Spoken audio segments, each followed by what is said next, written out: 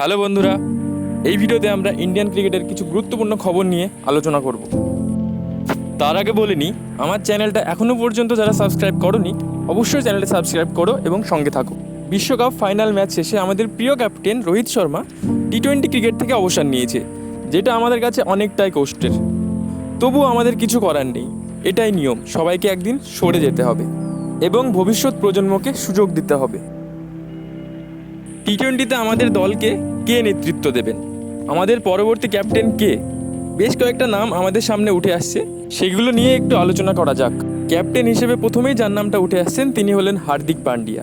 হার্দিক পান্ডিয়ার মধ্যে অন্যতম সম্ভাব্য ক্যাপ্টেন হিসেবে বিবেচিত হচ্ছেন। তিনি আইপিএলে গুজরাট টাইটান্সের অধিনায়ক ছিলেন। তিনি গুজরাট টাইটান্সকে একবার চ্যাম্পিয়ন ও একবার ফাইনালে তুলেছিলেন।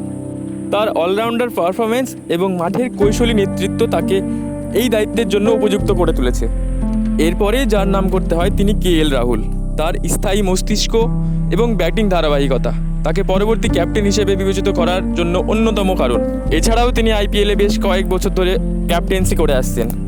কেএল রাহুলও কিন্তু ক্যাপ্টেন হওয়ার লিস্টে অনেকটাই এগিয়ে। এবং সব শেষে অর্থাৎ 3 নম্বরে যার নাম উঠে আসছেন তিনি ঋষভ পান্ত। ঋষভ পান্তের আক্রমণাত্মক খেলার ধারা তাকে একটি তরুণ ও সাহসী নেতা হিসেবে উপস্থাপন করেছে। তিনি বেশ কয়েক বছর ধরে দিল্লি ক্যাপিটালসকে নেতৃত্ব দিয়ে আসছেন। দেখো, আমার মতে কিন্তু অনেক ক্ষেত্রেই হার্দিক পান্ডিয়া এগিয়ে থাকছেন। আমার মতে সম্ভাব্য টি-20 ভারতীয় ক্যাপ্টেন হচ্ছেন হার্দিক পান্ডিয়া।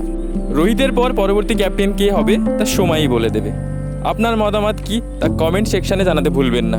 দেখো, এবার আসি ইন্ডিয়ান কোচ আপডেট নিয়ে।